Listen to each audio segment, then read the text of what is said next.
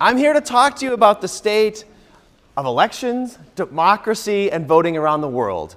And as I was thinking and reflecting on this, it occurred to me, or I couldn't get out of my head, the idea of the State of the Union speech. So this is the speech the president gives every year to a packed Congress, a full House. Millions of people inside and outside the country watch this. But at the end of the day, what really everybody's waiting for in that State of the Union speech is when the president declares, the state of our union is strong. And that's right. And there's a certain level of comfort when that happens. You know it's going to be okay, right? He says it's going to be okay.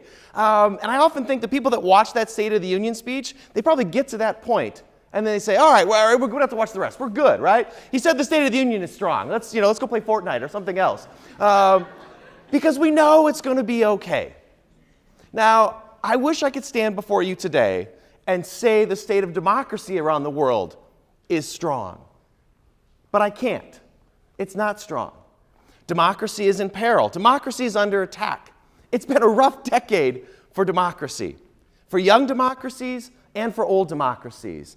Young democracies, 10 or 15 years ago, that we thought were promising, exciting, full of hope, are backsliding.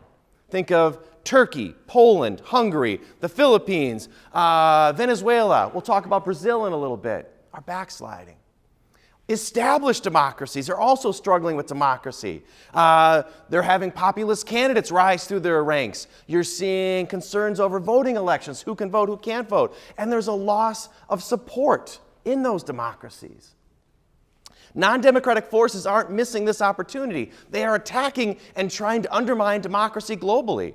So think about Russia, China, Saudi Arabia, and a whole bunch of other anti-democracies are not just constraining their own public, they're going outside their own borders to try to undermine undermine democracy and democratic development.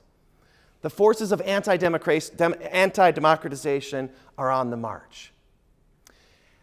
And that's not how the story was supposed to end. That's not how the democracy story was supposed to end. It was, for a long time, while democracy is a struggle, we felt like the trend lines were going in the right direction. Over time, political scientists looked at this and said, more time, more economic development. What we're going to see is more democracy. We'll see the number of democracies increase, and we'll see the strength of those democracies increase. And there was a lot of hope within political science. This is the total number of democracies. That line will just keep going up and up and up. And over the last 10 to 12 years, it's gone down. So Freedom House is the most well-known organization monitoring and cataloging democracy around the world. And over the last 12 years, there's been a net decline in democracy around the world. In that 12-year period, you've seen 113 countries have a democratic decline, and only 62 countries have democratic improvement. And you can see this on the slide. The red is democratic decline, the blue is democratic improvements. There's a lot of red up there. We can look at the United States and their own measure on Freedom House, and you can see the United States democracy is trending the wrong way. You don't want lines going down. And I know what you're thinking. This is Donald Trump. Donald Trump did this. This is all Donald Trump. That's not so easy to say that. Well, certainly Donald Trump hasn't turned this around. Democracy was declining well before Trump took office. This is a systematic problem that's been at play for years. And so you know what that means. We have to say, thanks, Obama, right? And it's not just Freedom House. There are other measures of democracy. The Economist does a measure of democracy. And in 2016, they came out and they had their top category is a full democracy. And in 2016, the United States fell out of that category and dropped to the next category, which is a flawed democracy. And these trends should concern us. They should ask us to think what is going on, both in the United States and what's going on globally. If we think about turnout, voter turnout, you say, oh, this is something we Americans know well, right? We love having lots and lots of elections, and we love to not show up for those elections, right? So we have them, we're not there, except for old white people. Other than that, most people don't vote in this country. Well, this is something that's familiar around the world. So this shows global voter turnout in legislative elections. And what we see is starting in the 90s, it's trending the wrong way. Voter turnout is across the world heading down. This includes young democracies and established democracies. Again, a systematic decline. Maybe the most disturbing element about global democracy is the degree to which the public in the United States and around the world is losing faith in its own democracy.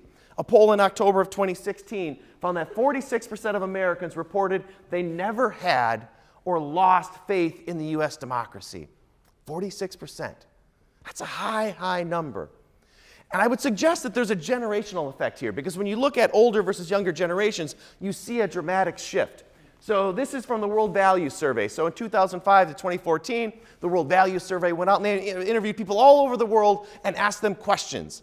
And on this question, they asked people, how important is it that you live in a democracy? And so they asked different generations. So they asked people who were born in the 30s, 40s, 50s, 60s, 70s, 80s, how important is this? And what we see is that for older generations, it matters a lot. I know this is a little confusing. Look at the green line. There's your grandparents. There's your parents. There's me. And there you are. And so to simplify this, if you went out, when they went out and they asked your grandparents, how important is it that you live in a democracy? Upper 80s to 90% of them said, this is very, very important. Democracy, living in a democracy is deeply important to us. Your parents, they're pretty enthusiastic about democracy, but a little less than your grandparents. Me and my generation, Generation X, we're even a little less enthusiastic. But what's really concerning is when you jump down to millennials, 57%. So what they're saying here is that, democracy, living in a democracy, isn't all that important to me. It should give us some pause to think about what's going on here.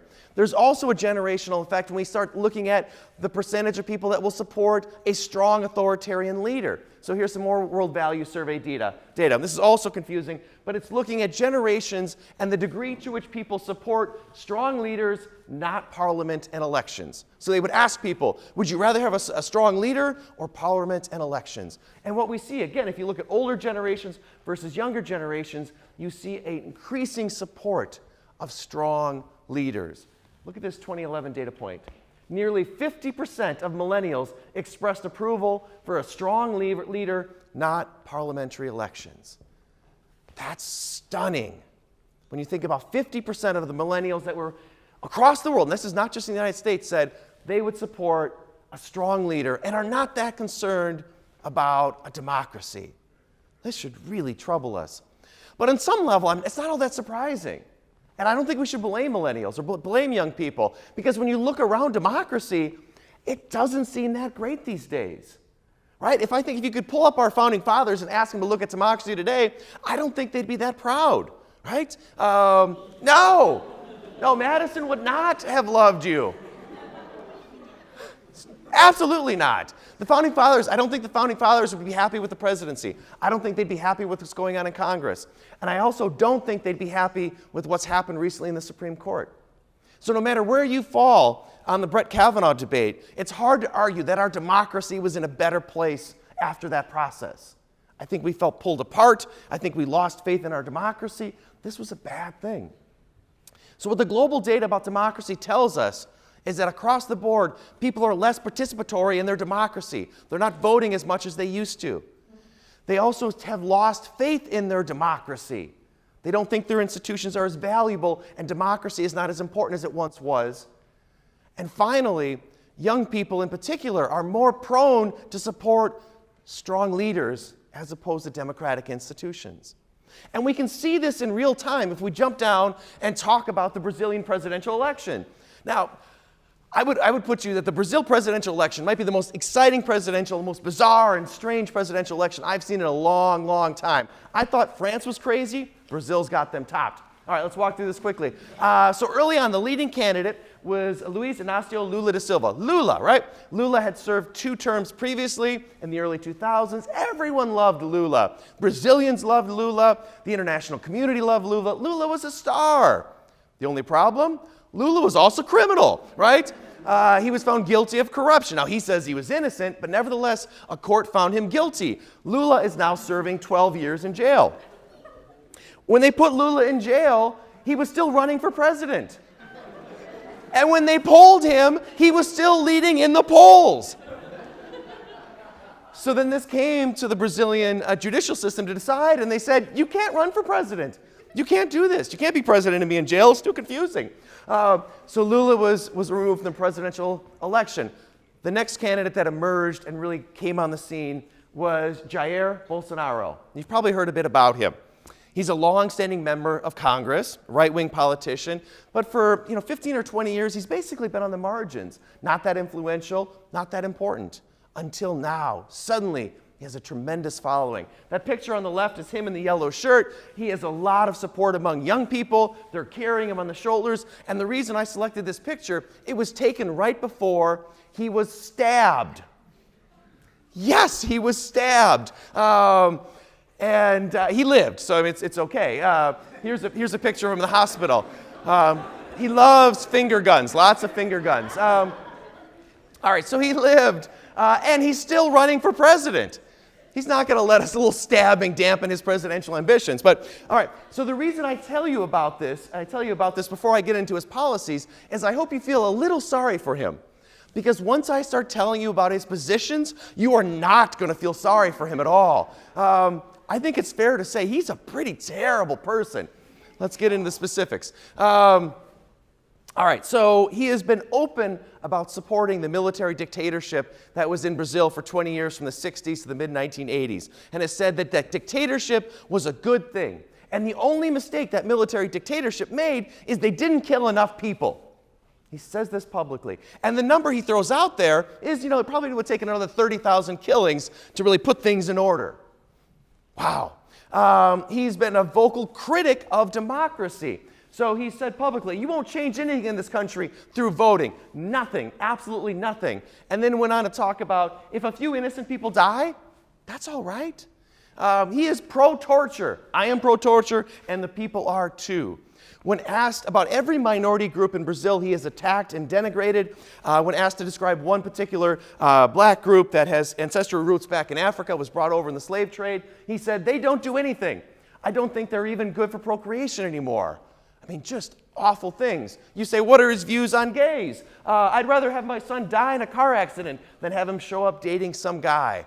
What are his views on women? I had 4 sons, but then I had a moment of weakness, and the 5th was a girl. Yes, this is stunning. Arguably, the most offensive thing he said was to a fellow member congresswoman, in which he said to her, I'm not going to rape you because you're very ugly. Stunning, right? This list goes on and on. I could do this for a long time, talking about all the offensive and hateful things that he has said. But what's truly amazing about all of this is that in the first round of Brazil's presidential election, he won 46% of the vote. So you have to win 50 to become president. So it moves on to a second round. He is the leading candidate, and most likely will be Brazil's next president. It's hard for me to wrap my head around that reality, that somebody who talks this way is going to be elected president. So then you say, how does this happen? Well, how it happens is people lose faith in their democracy. And as that process occurs, people are attracted to strongman leaders. And what he's suggesting is, I will reestablish order. I will make things safe for you again. And suddenly, people are willing to compromise democracy for their own security. All right, so you say, Muck, this is very, very disturbing. What should I take away from this talk? There's a couple lessons. One is that it's time to be active, right? So what does that mean? It's a time to lead some change. First, go out and vote, right? In the midterms, vote. Absolutely, that's the first thing you should do. But at a deeper level, you need to fight for your democracy. So voting is a good first step. But fighting for the democracy needs to be more sustained. And I'm not talking about literally fighting for democracy, like intellectually, politically, socially, become active and an advocate for your democracy. We haven't had to fight for our democracy in a long time. Most of us never really have. And you think about the moments in time when we have fought for our democracy, there's always been a good enemy. Hitler, Stalin, the Soviet Union, King George, right? There's always somebody who can say, we're fighting against that guy. We don't have that anymore. When you think about the enemy now, the enemy is usually somebody within a democracy. We are turning against each other when we should be fighting for our democracy. So what that means is I think we need to take our democracy and make it more important than our party, than our partisanship. What we often do is we flip that. We make our partisanship more important than our democracy. And then when we do that, it's easy to chip away at the democratic rules. I think we need to flip that and make our democracy matter. The other thing, we have to be careful not to wait for a savior to come in. Some wonderful, thoughtful, creative politician who's, charming and delightful and come in and sweep us all off our feet and save the day. Right? I know most of us want us to do, we want a Justin Trudeau, an American Justin Trudeau to come in and say, it's going to be all right. He's so dreamy and so smart and all of that, right? And so there's a tendency to say somebody else is going to come in and save our democracy. I would argue to fight against that impulse. It really is a call to action to all of us now to fight for our democracy. If we wait for Justin to come, it may not happen. So I would suggest to you in terms of advice, go vote. That's important. But after the vote, fight for your democracy and fight in a sustained way. It really matters. Thank you.